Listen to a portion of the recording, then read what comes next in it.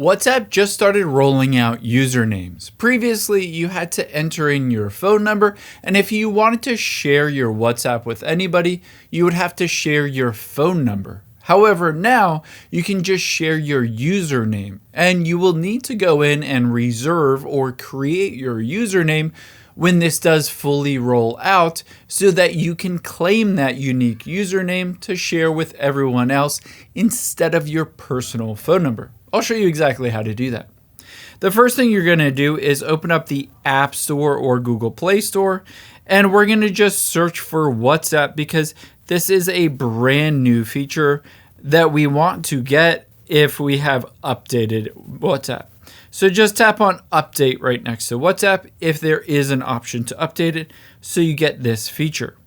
Now, after it's fully done updating, let's open it up and I'll show you where to find the option to claim or reserve that username. So open up WhatsApp, tap on the U button at the bottom right, and then tap on the pencil icon at the top right.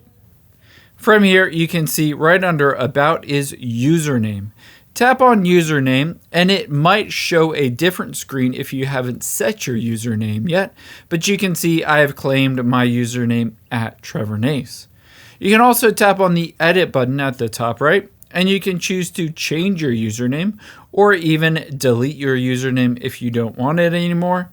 And of course, you can tap on Contact Me by username and choose who can contact you if they have your username. I currently have mine set to everyone. Now, keep in mind, this isn't fully rolled out on WhatsApp yet.